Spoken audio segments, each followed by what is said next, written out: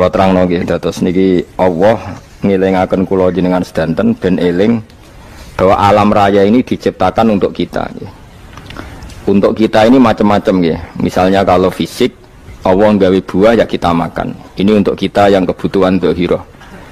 Nggih kula baleni malih ya. Untuk kita itu kalau fisik misalnya ada buah kita makan terus kita kuat. Ada air kita minum terus kita kuat. Itu nikmat fisik yang dzahirah napa? Yang dzahirah. Ada nikmat batinah yaitu kepuasan mendapatkan ma'rifatullah. Nggih kula ulang lagi kepuasan mendapatkan apa? Ma'rifatullah. Itu nikmat batin. Baik yang terkait Allah maupun terkait logika-logika tasawuf. Terkait Allah misalnya gini, misalnya kula mikirnya. Kula nu bolak-balik matur niki, berkali-kali di tempat ngaji ini. Mugi-mugi jenengan eling mboten gadah masalah ingatan ini eling-eling. Eling-eling tenan. Wong nak soleh, ya soleh, soleh. Cek soleh mulai cilik, cek soleh dadakan terus husnul khotimah. Pokoknya napa? Soleh. Niku nak mati, niku bumi ku nangis. Nangise bumi ku kekurangan utawi kalong wong sing sujud ning ndekne. Ya Allah Gusti, biasanya wonten tiyang niku sujud teng nggen kula, dia berperilaku baik teng nggen kula, sakniki tiyang niku pun jenengan ambil nangis bumi. Sakniki sing urip arek bedua-bedua, damel narkoba, damel ngefly, damel macam-macam lah. Itu nangis bumi. Langit seweneng. Seweneng. Gusti matur nuwun Gusti, orang itu saya tunggu lama, sekarang sudah engkau angkat ke tempat kami. Maksudnya diangkat teng langit. Sing bumi nangis, sing langit napa? Seneng. Nah, kemudian kita berpikir begini, bumi kok iso nangis ku piye?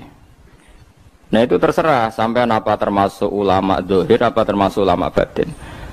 Kalau ulama zahir mengatakan bumi nangis itu mau kinayatun anil husni. Pokoknya pantese bumi ku susah, wong kelangan putra terbaiknya. Tapi nak cara ulama-ulama hakikat yang mengenali sekali betapa kudrahnya Allah, betapa kudrahnya Allah itu tidak terbatas. Itu yang meyakini bumi nangis itu nangis tenan. Misalnya ngaten kula tak terangno malih ya.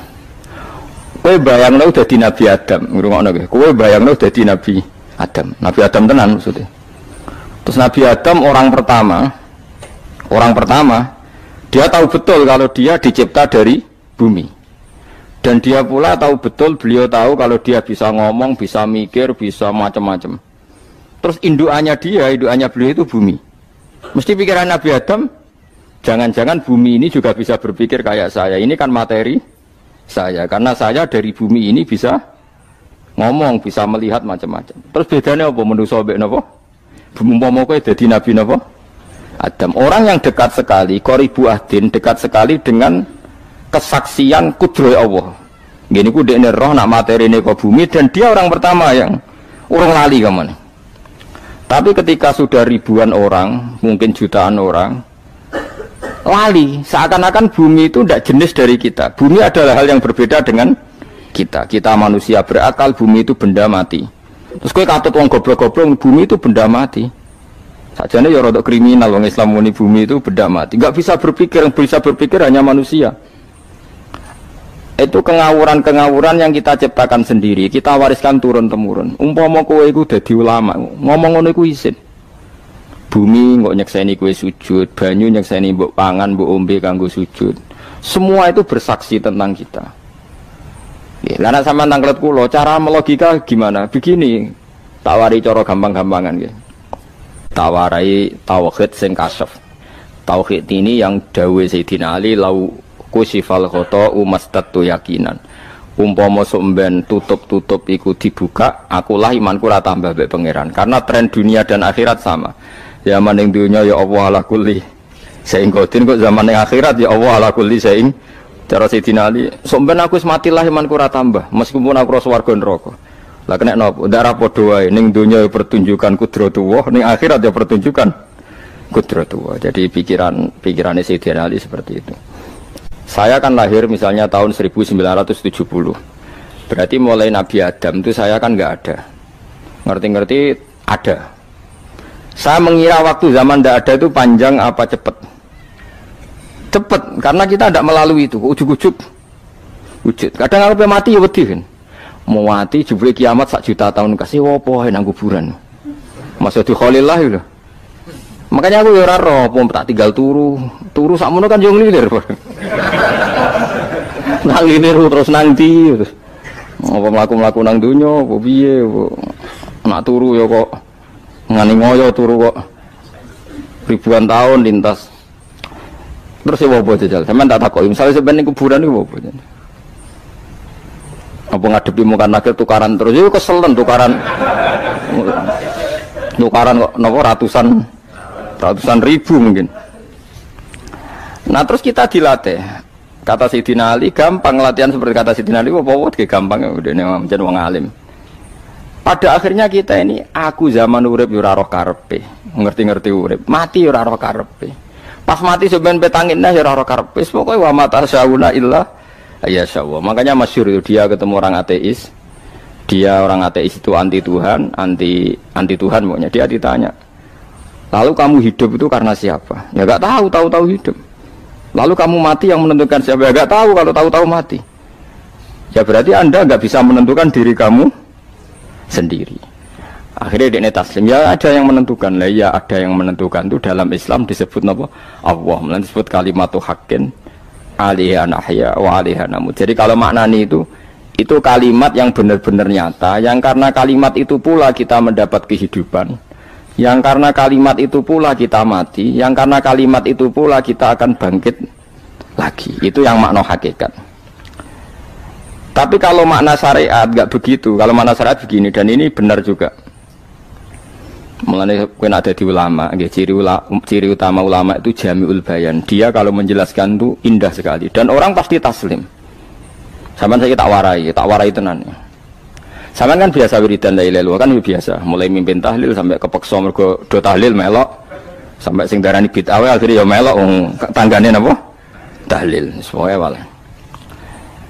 Kata Ibnul Qayyim Al-Jauziyah dalam kitab Zadul Ma'ad. Kitab Zadul Ma'ad itu kitab kesayangannya Sayyid Abdul Al-Haddad.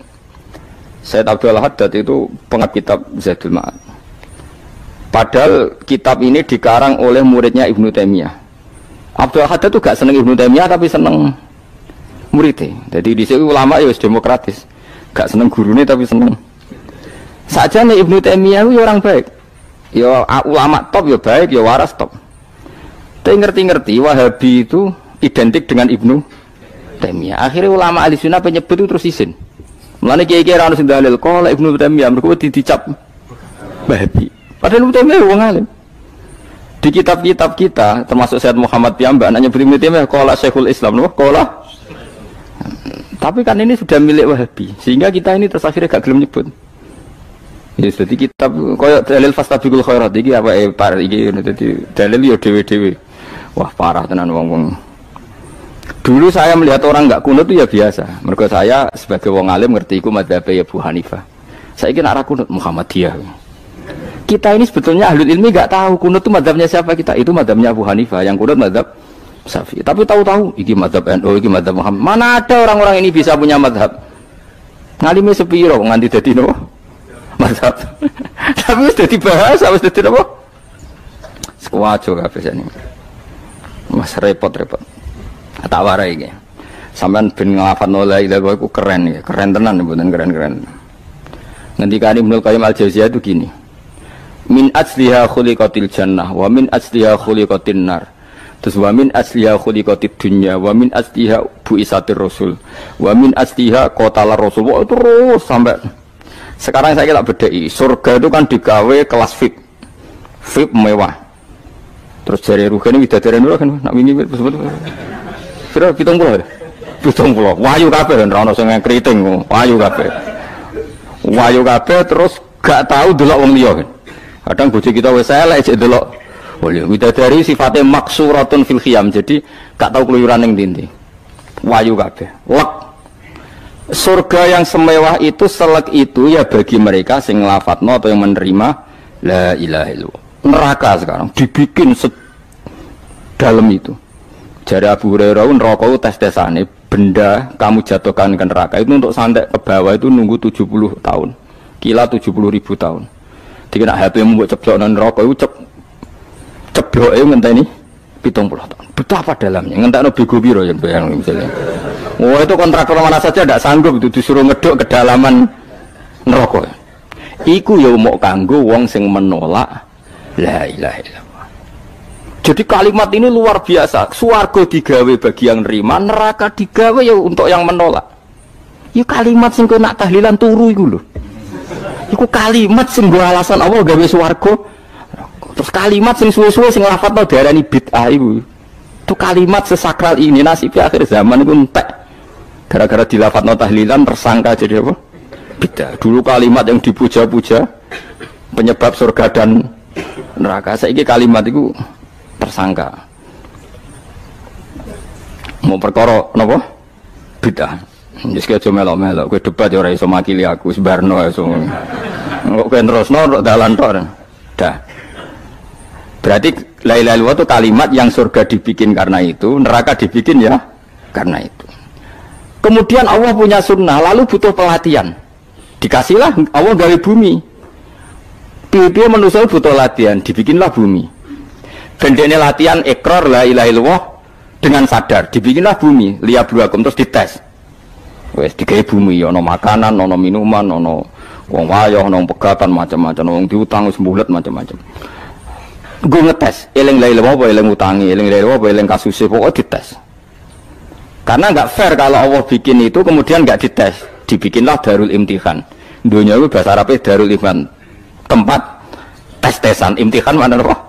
Tes, liyabluwakum, diuji. Wes diuji kita hidup. Artinya kita dihidupkannya pun oleh Allah demi tes-tesan la ilaha, itu disebut kalimatu haqqin 'alaiha. Nah ya sebenarnya kita hidup pun ini untuk dites. Pada akhirnya la ilaha illallah apa enggak? Paham ya? Terus dites. Allah itu juga secara hukum itu kan nggak fair, dites kok nggak punya pemandu, dibikinlah rusul, diutuslah para rusul untuk pemandu. Tes itu kan butuh seru, pak pemandu tok orang musuhnya kan nggak seru, dibikinlah setan. Saat ini sebagian kita sudah setan tapi ini ben seru. Lu ndak setan kan minal jinnati wan nas, rumangsamu setanu sopo. Baik setan minal jinnati wan nas. Jadi kena muni auzubillahi minasyaitonir rajim, terjemahannya berlindung Allah dari saya sendiri ya Allah itu. Lu itu kalau lama dulu biasa auzubillahi min syururi anfusina wa min sayyiati a'malina. Sebenarnya kita berlindung hanya dari setan yang jauh, iblis itu enggak. Ya setan diri kamu sendiri, min syururi anfusina, dari kejelekan diri kita. Wong-wonge do ujug, soalnya setan tuh makhluk gaib sing piye. Lah kowe iku sapa? Nganti kowe maksiat terus mergo akrab klop, roh mbek setan ku klop. Mulane terus maksiat. Dah. Allah ngutus pemandu yang ngecul setan ben fair. Napa? Fair. Jadi semua darul ibtila ini juga demi kalimat. Nah, makanya disebut kalimatu haqqin sing 'alaiha nahya. Kita hidup ya demi mendapatkan kalimat itu. Kita mati nanti ya demi kalimat itu, artinya mati ke neraka ya karena kalimat itu kita menolak atau mengabaikan. Masuk surga ya karena kalimat itu kita hormat, kita benar dalam memperlakukan kalimat itu. Berarti 'alaiha nahya wa 'alaiha nam. Terus wa 'alaiha nub'as karuan, kalau kamu termasuk minal aminin ya nub'as minas solihin, kalau minal kafirin ya nub'as minaz zalimin. Tapi semua desain dunia ini hanya demi kalimat la ilaha illallah Muhammadur Rasulullah. Nah ini kan penting. Bagaimana mungkin kemudian kalimat sesakral ini, sehebat ini, kemudian ada orang tahlil kamu tidur. Kok iso? Kula janggal kok iso wong turu. Misalnya kayak mangkel, kalau mangkel sing mimpin Gus, wira barbar. Bagaimana mungkin kalimat yang menyelamatkan Anda kemudian Anda anggap problem? Elek gak? Apalagi kamu anggap ini bid'ah. Nak cara kula oke lah, ndongakno mayit itu gak ono tuntunan Nabi. Tahlilan gak ono tuntunan. Tapi wis muni tok kono tok. Artinya muni tok kono tok ora usah nyerang kalimah, enak kalimah tetap kalimah thayyibah. Soal kowe ora seneng sing tahlil, mergo tiga profesi lah iku wonge wae gedhinge aja geman.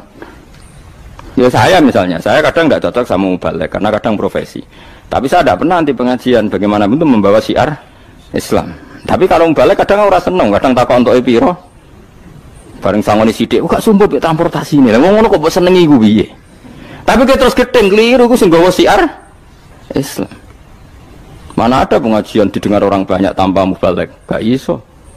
Ini iso melepukno barang-barang ra penting dadi penting iso. Lah cara guruku teng sareng ning ape melepuk nganggo panggung barang perkara. Tapi kadang ya benar. Yang namanya mudin mubalek ya itu bisa benar bisa salah, tapi kamu nggak boleh gedeng kalimatnya. Piye kalimat itu kalimat hak. Nah, ini penting kalau utarakan. Sehingga zaman Nabi Sugeng ini rungokno tenan ngaji kula. Zaman Nabi Sugeng ada sahabat namanya itu Usamah bin Zaid. Ini sahabat kesayangannya Nabi, hibbu Rasulillah. Usama itu diutus Nabi perang. Ini dengerin nih, diutus perang. Pas perang itu si kafir tadi memenggal temannya. Ada yang tangannya putus, kakinya putus. Wah, seorang kafir ini sudah luar biasa. Bacok sana, bacok sini. Ketika terdesak oleh pasukan Usama, kebetulan Usama ini cakap ya, sama beberapa temannya orang Ansor. Orang kafir yang sudah kotoa arjulana wa kotoa aidiana, dia pas terdesak bilang la ilaha illallah. Terus sama Usama tetap ditusuk, dibunuh karena dia berpikir ini qolaha muta'awid dan dia melafadzkan kalimat itu hanya berlindung dari pembunuhan. Setelah dilaporkan Nabi itu marah besar.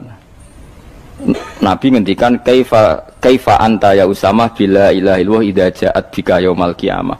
Kowe nek ditakoki la ilaha illallah ku piye? Piye-piye wis ngomong la ilaha illallah, tapi sampai ngomong ngoten sakwise ngetoki tangan kula, maksudnya tangan kula tangan kelompok saya, tiga-tiga saya. Nabi tetap jawab kaifa bila ilaha illallah idza ja'at bika yaumal qiyamah. Pokoknya Nabi menyoal terus. Sampai menjadi fatwa ijma'nya fuqaha, siapapun yang melafatkan la ilaha illallah harus kita terima meskipun qolaha muta'awidzan, meskipun saat melakukan hanya cara zahir berlindung dari kematian, sehingga kita terima. Orang kafir yang 80 tahun kafir melafatkan la ilaha illallah 1 menit menjadi mukmin. Sampai ada ayat kulil ladzina kafaru iyantahu yufar lahum ma qad salah. Ini kalimat yang sakral, bahkan kafir yang 80 tahun saja menjadi mukmin hanya karena melafatkan la ilaha illallah. Mulane yang ngaji saya, yang seneng saya, jangan pernah kamu mengatakan ada bid'ah yang orang bisa jadi kafir. Bagaimana mungkin orang mukmin yang ke kuburan dan melafatkan la ilaha illallah kamu katakan kafir? Padahal kalimat ini yang kafir 80 tahun saja menjadi mukmin. Saiki ana wong nglafatno la ilaha illallah mergo salah tempat pinggir patok mbok arani kafir. Kok aneh? Sing kafir 80 tahun dadi mukmin iki gara-gara ngafalno la ilaha illallah dadi kafir. Mergo mau salah tempat ning pinggir apa? Patok. Mboten ora cocok muni nganggur, wong sering ziarah ku nganggur. Nyatane ya tenan. Cara dekne pegawai negeri ora sering ziarah. Nah iku tapi ora usah muni kafir, muni kafir gak mungkin lah. Coba kalimat ini itu orang kafir yang 80 tahun menjadi apa coba dengan melafadzkan kalimat ini? Mukmin kan? Berarti kalimat ini adalah kalimat penghilang kekafiran. Lalu karena dilafadzkan secara salah dianggap kafir. Hanya karena bid'ah itu tidak mungkin. Makanya sebetulnya Wahabi yang alim-alim itu tidak berpendapat demikian. Saya punya beberapa referensi Wahabi yang alim itu tidak pernah mengkafir-kafirkan orang karena perdebatannya seperti itu. Tapi saat ini wis kuwajo. Sebenarnya kalau orang alim itu ya mirip-mirip, entah Wahabi entah tidak mirip-mirip. Karena kalimat tadi. Wahabi itu kitab terbesarnya itu Ibnu Taimiyah. Ibnu Taimiyah itu punya murid Ibnu Qayyim Al-Jauziyah. Itu sampai sekarang saya lihat di fatwanya Ibnu Taimiyah itu begitu hormat sama orang-orang kita ini sama. Tapi tahu-tahu lewat penyaduran sana sini terus menjadi kacau. Jadi kalau balik ini malah sampai nak kepengen dua nikmat batinah seperti tadi yang saya utarakan. Swarga dicipta sedemikian mewah ya demi yang menerima la ilaha illallah. Terus neraka dibikin se ekstrim itu juga bagi yang nolak.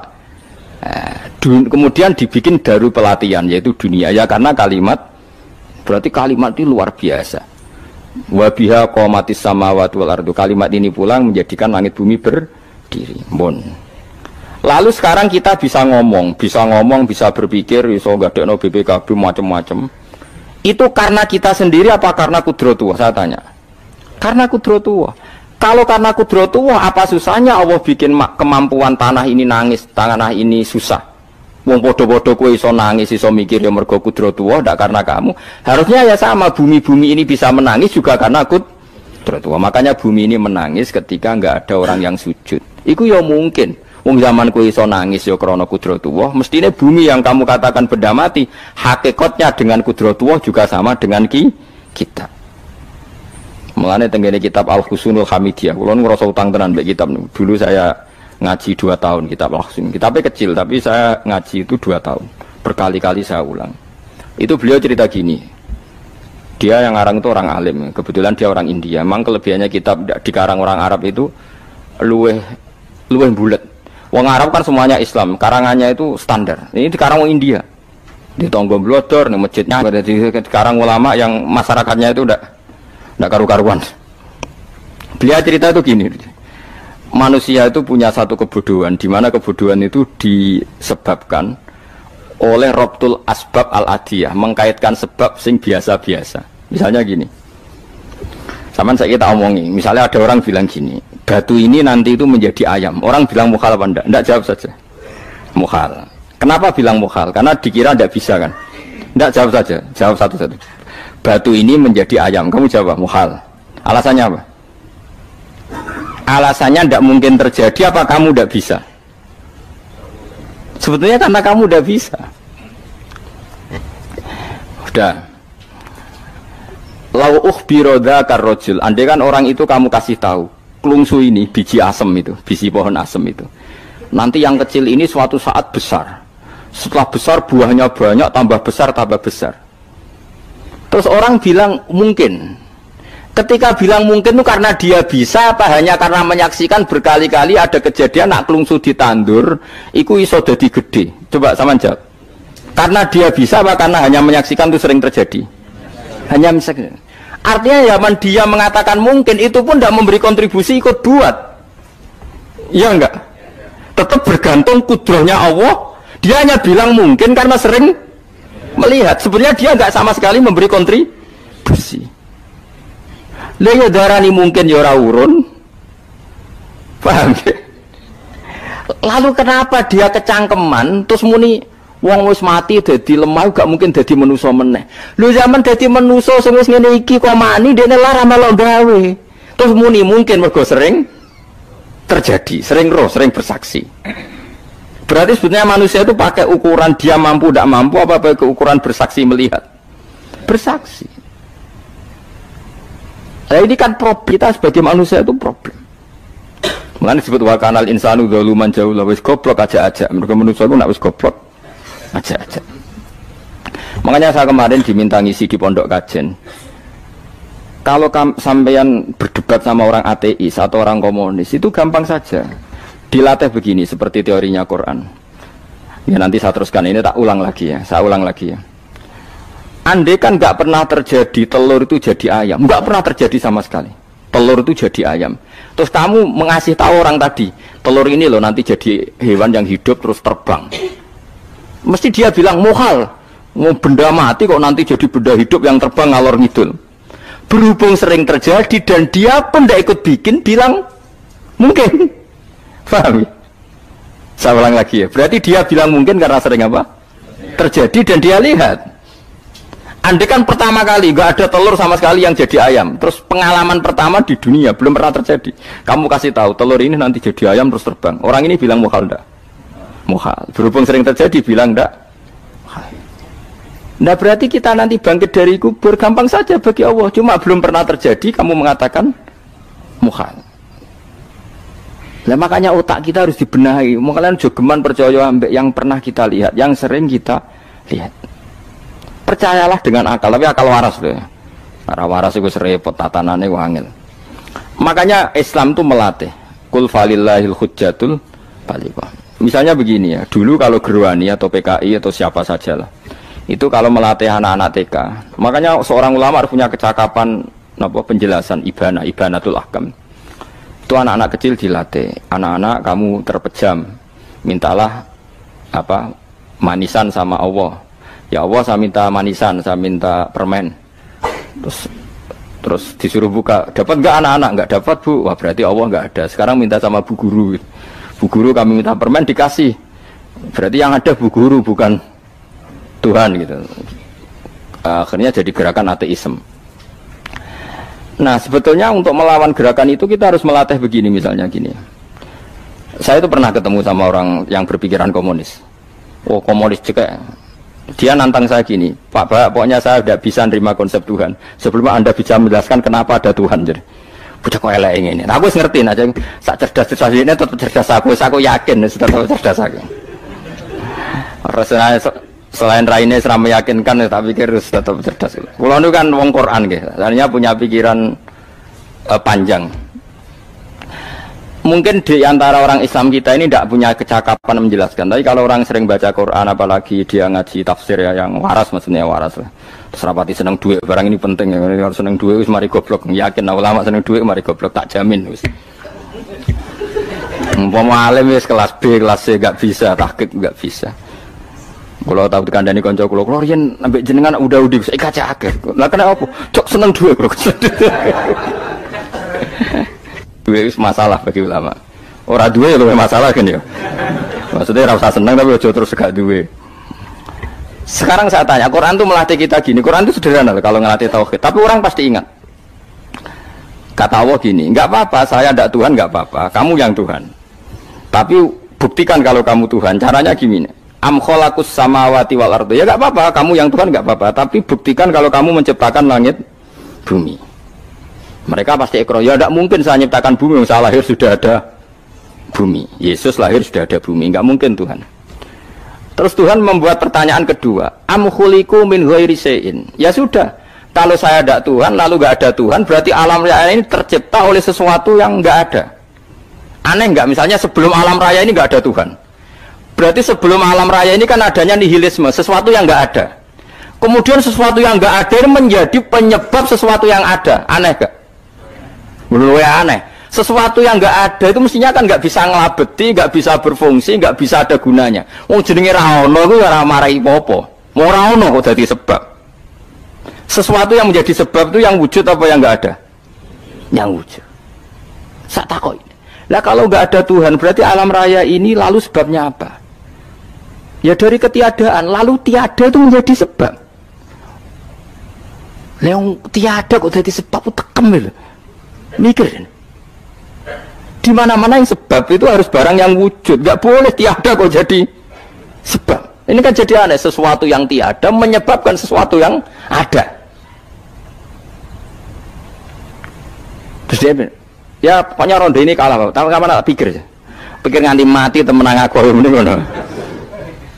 Makanya sebetulnya dalam ilmu mantek, pertama itu kita tidak harus iman Tuhan itu namanya Allah, tidak harus. Makanya pertama dikenalkan, sementing kenal Tuhan itu ada dulu. Disebut zat sing wajibil wujud, belum disebut namanya Allah. Allah itu disebut nama Islam, itu paham ya? Saya ulang lagi, Allah disebut itu nama Islam. Tapi kalau penemuan akal hanya sampai kita ini butuh zat sing wajibil wujud, sing menjadi penyebab semua alam raya ini. Di bahasa Arab disebut musabbibul asbab. Belum menyebut Allah musabbibul asbab. Islam pun pertama Iqra turun ya gak nyebut Allah. Iqra bismi rabbikal ladzi khalaq, khalaqal insana min 'alaq. Iqra wa rabbuka. Tuhan itu siapa? Yang mencipta. Nah, yang mencipta ini oleh syariat Islam disebut apa? Tapi dalam logika yang penting kue kenal si ono musabbibil asbab. Pastikan bahwa alam raya ini yang wujud pasti disebabkan sesuatu yang ada. Nggak boleh barang wujud kok diciptakan oleh sesuatu yang tidak ada. Yang gendeng ora barbar barang ra ono mbok sifati al khaliq. Sing gawe langit bumi apa? Pencipta. Penciptane apa? Sesuatu yang tidak ada. Kowe ikhlas diutek ngono kowe ikhlas ta ora? Gak kowe ikhlas ta ora diutek ngono kowe ikhlas ta. Kowe gelem dadi bodho niku.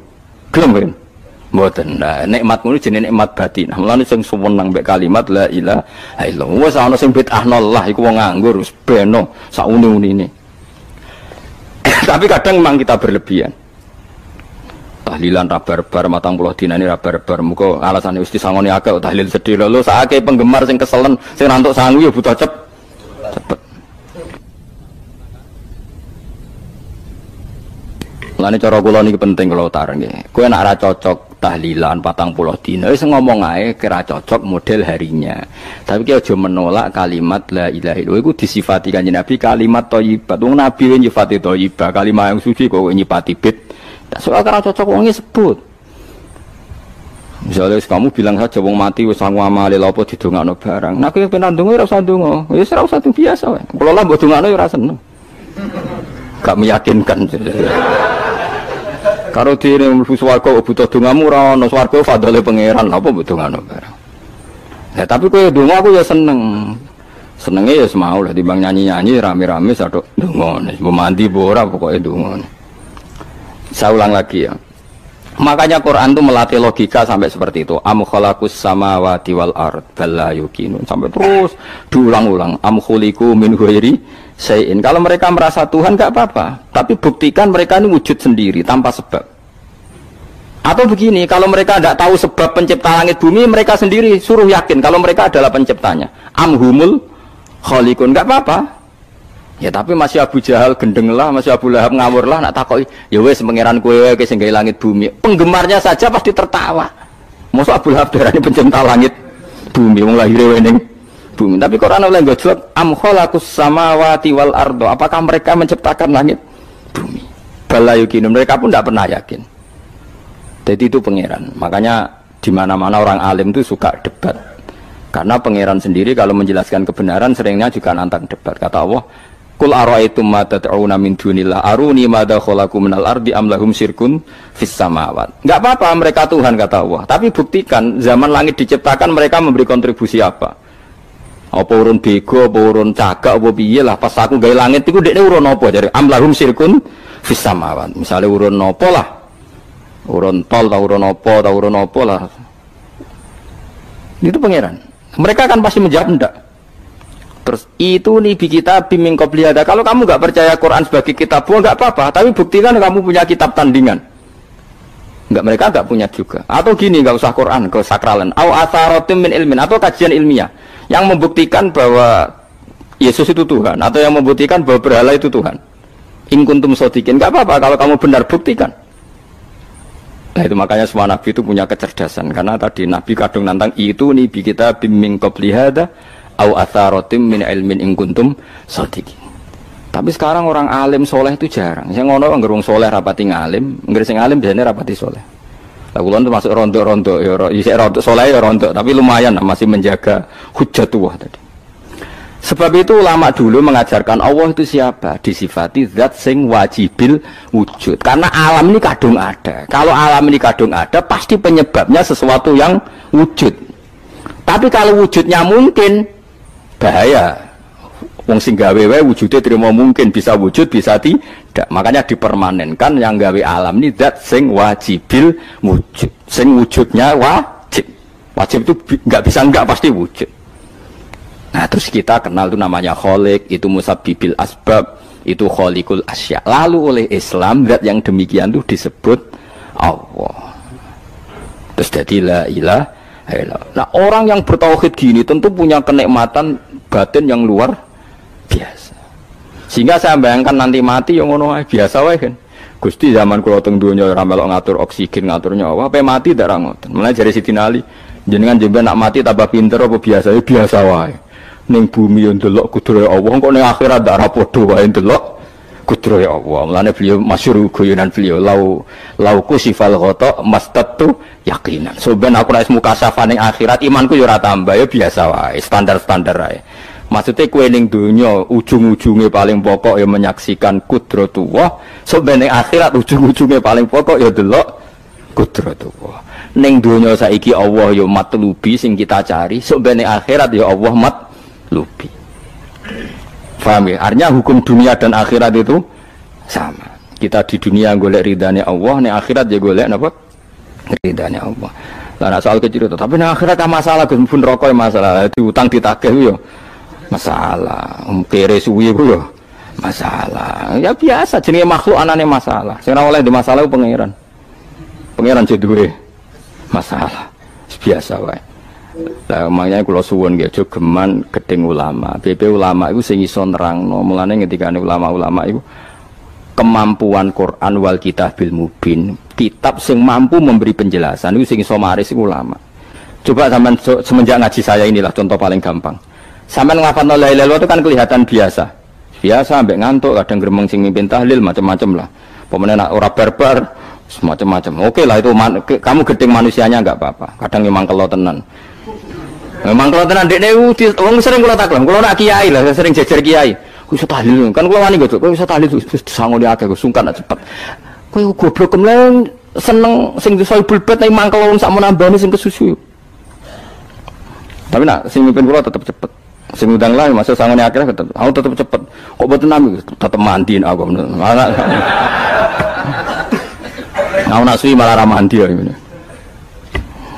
Jadi di daerah saya itu ada mitos. Sampeyan ngerti Istanbul, Quran kecil itu, sing jarine jimat itu. Tapi jarine saiki diproduk teng Kudus kathah 20.000 regane. Jadi di Kliwon itu regane pinten? 20.000 itu gawe koyo kuno no kan. Tapi mau 20.000, ora sing asli. Nah itu sebenarnya yang asli itu hanya 5 atau 9 itu sing gawe niku jenenge Kaisar Bini yang terkenal jadul. Itu sing asli.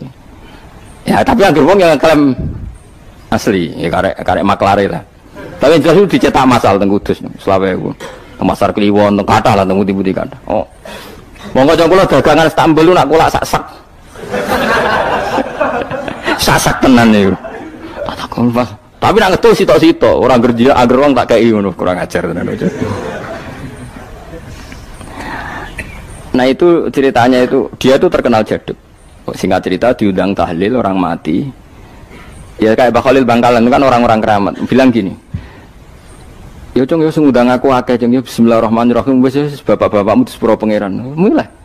Yang punya rumah itu mangkelnya bukan main karena disembelihno sapi. Dikira kalau disembelihno sapi kan tahlile gayeng suwi. Lama-lama gremengnya tuan rumah ini si kiai tadi dengar.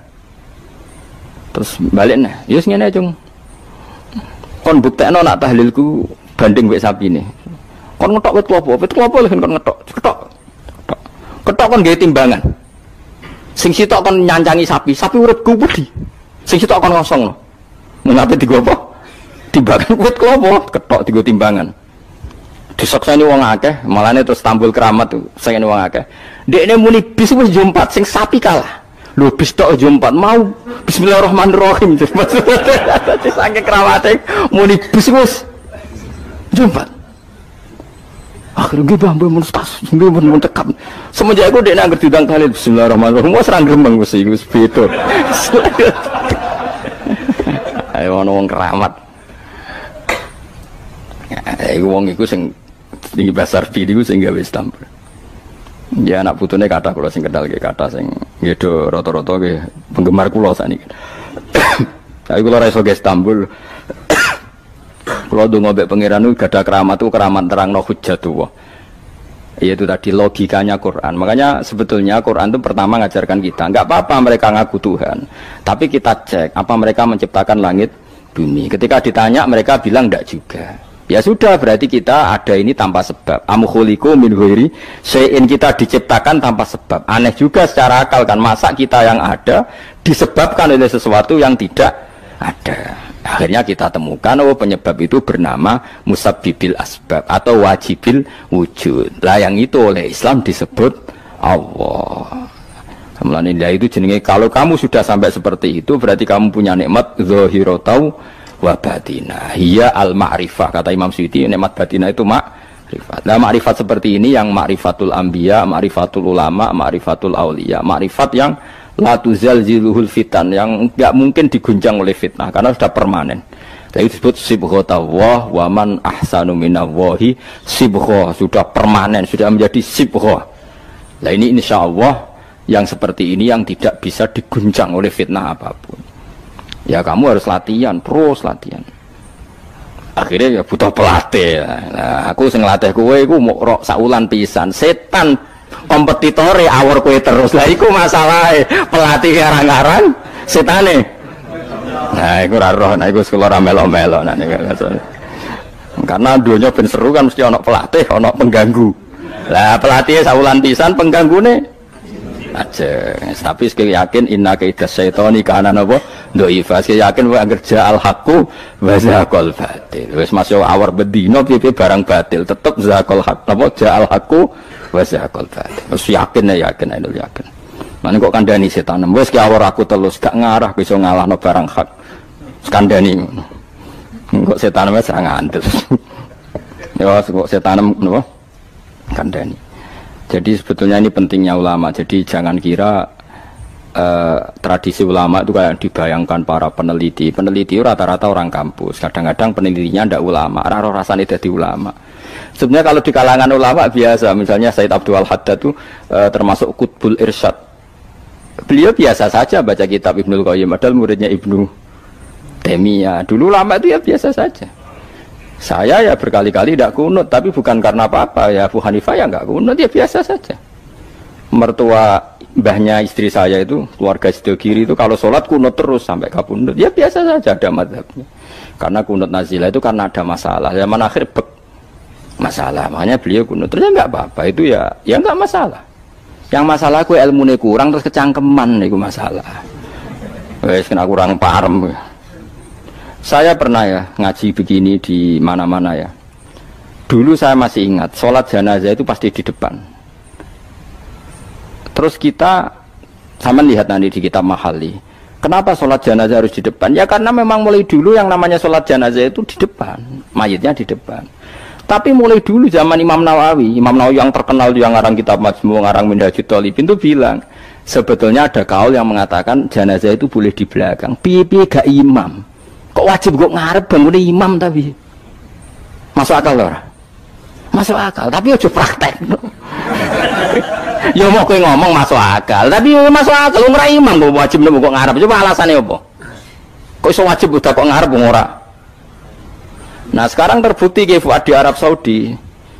Di Arab Saudi era dulu itu setiap jenazah itu kalau sholat diletakkan di depan, dekat Ka'bah. Singkat cerita tahun 84 atau berapa, ternyata itu senjata laras panjang.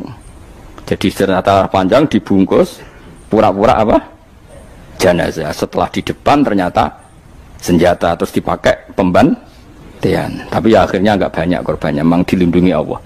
Semenjak itu trauma. Sekarang tuh sampean kalau sekarang haji atau umroh kan tiap ba'dal maktubah kan ada sholat jenazah. Itu jenazahnya di kamar jenazah, nggak di depan. Artinya kan di belakang musolli apa?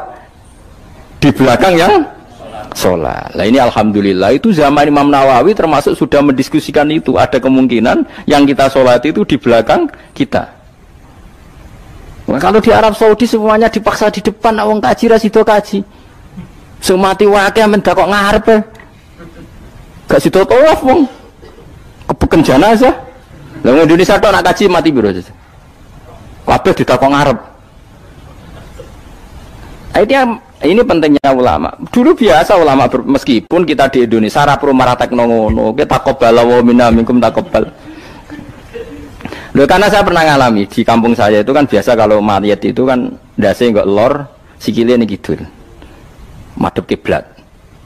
Mbak gitulah orang madhep kiblat, pokoknya sirahe ning lor, sikile nang gitu. Oh itu sudah berpuluh-puluh tahun, mungkin ratusan tahun sudah. Kemudian lala itu ada kejadian satu tamu itu berkeyakinan sirahe ning kidul. Di sini kan ada madhab sebagian sirahe ning kidul, sikile ning lor. Kebetulan tamu itu keluargane. Akhirnya walhasil yuk mindah, yuk muter. Lah tonggo-tonggo kan mudine barang rawani. Serawani. Terus takok aku, Gus ini cara jenengan sepunti.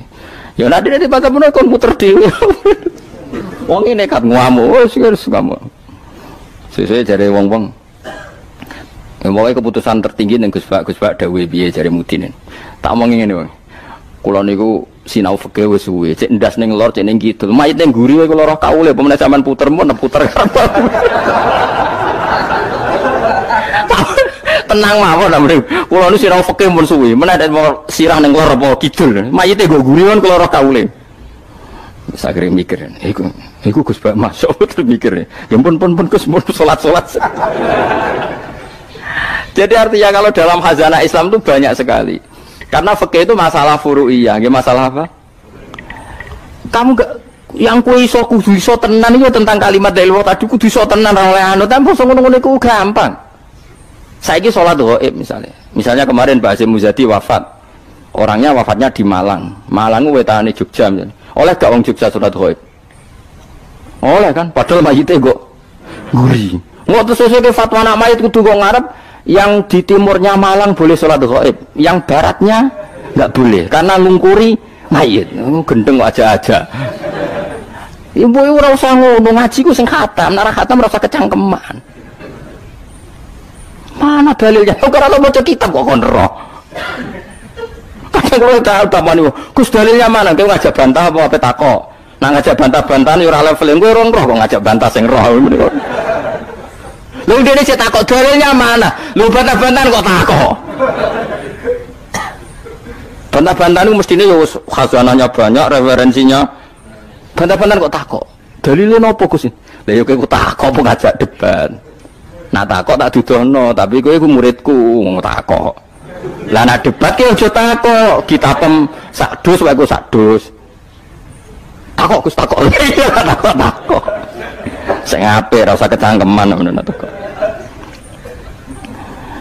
Jadi kalau seperti itu gampang kalau Furya tadi logikanya kan jenazah itu ndak imam. Kenapa sih wajib di depan wong ndak imam? Sehingga alasan di depan karena mulai dulu ulama kalau nggak ada kondisi yang luar biasa ya umumnya di depan ya kita ikut di depan.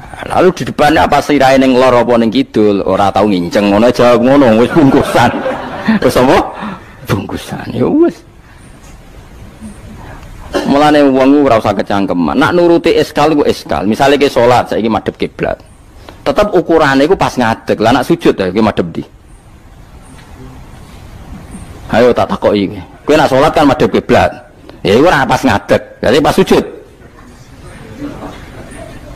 Yo wong umume wong madhep kiblat tapi istilahnya ngono ya madhep kiblat. Ora kok kowe gak arah fikih ngene. Salat wajib madhep kiblat, nak ngadeg, nak rukuk madhep bumi, nak sujud ora ono fikih ngono iku. Wong kok elek ngono, cangkem kok elek ngono. Ya ora usah ngono umume wong muni madhep kiblat ya muni madhep. Ora usah kecangkeman gawe sarah.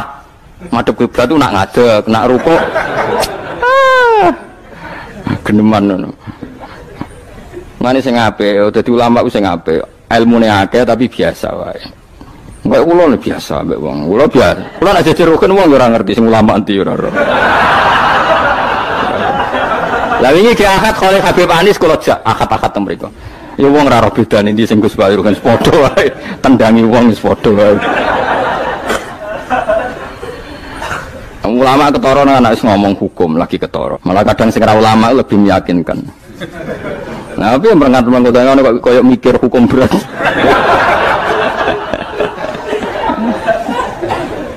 Saya kalau baleni malih. Jadi yang wajib permanen itu ma'rifatullah. Nggih napa? Ma'rifatullah. Kula suwun ma'rifatullah sing permanen. Disebut napa? Alaiha nahya wa alaiha namut wa alaiha nub'as. Nah istilah teng Quran apa inna sholati wa nusuki wa mahyaya wa mamati lillah. Kowe saiki urip iku ya ora karepmu dhewe, karep kersane Allah. Kowe mati ya ora karepmu dhewe, kersane Allah. Nak zaman kowe urip tidak dalam kendali Anda, setelah mati pun tidak dalam kendali Anda. Kowe ngerti-ngerti urip, ngerti-ngerti mati, ngerti-ngerti bangkit ke kubur. Berarti kabeh ku lillahi rabbil alamin. Ya sudah, seperti itu yang kita akan alami.